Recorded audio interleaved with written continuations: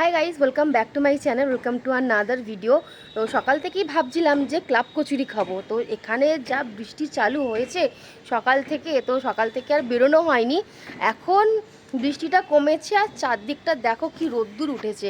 তো এর থেকে ভালো সুযোগ আর হতে পারে না। তো ভাবলাম যে চলো চলে যাওয়াই যাক। আর আমার বাড়ির সামনে নতুন একটা ক্লাব কচুরির দোকান খুলেছে। তো ব্যারাকপুরের নতুন একটা ব্র্যান্ডেড দোকান। তো চলো সেখানেই আজকে যাব, নতুন কিছু ট্রাই করব।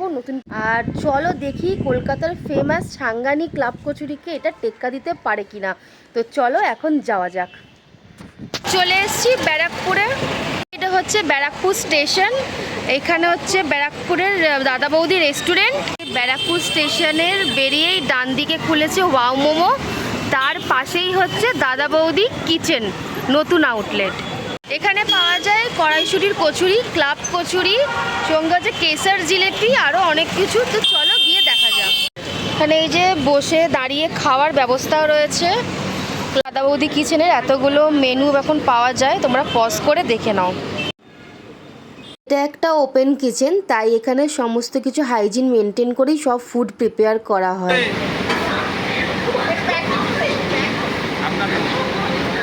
আমরা যেহেতু বিকেলের টাইমে গিয়েছিলাম, সেই জন্য ওখানে রোলের প্রিপারেশন হচ্ছিল। রোলটাও কিন্তু খুব সুন্দরভাবে হাইজিন মেনটেন করেই ওখানে প্রিপেয়ার করা হচ্ছিল।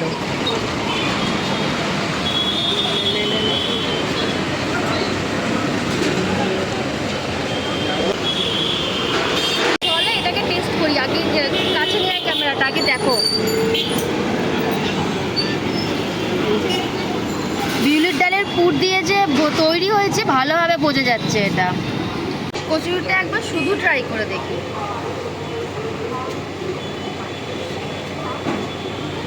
ভালো, বিউলি ডালের তো বললাম ভালোভাবে পুর রয়েছে। গ্রেভিটা দেখো, আলু আর মটরের গ্রেভি। হালকা হালকা দেখো কসুরি মেথি রয়েছে, হালকা হিঙেরও টেস্ট পাচ্ছি। একবার ট্রাই করে দেখি আর একবার।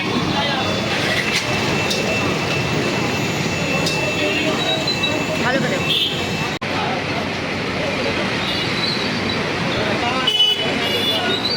সাধারণ খেতে। চলো এবারে কেসার জিলিপিটা ট্রাই করে দেখি। জিলিপির তো 2.5 প্যাঁচ হয়, এটার কত প্যাঁচ ঠিকভাবে বলো তো দেখি।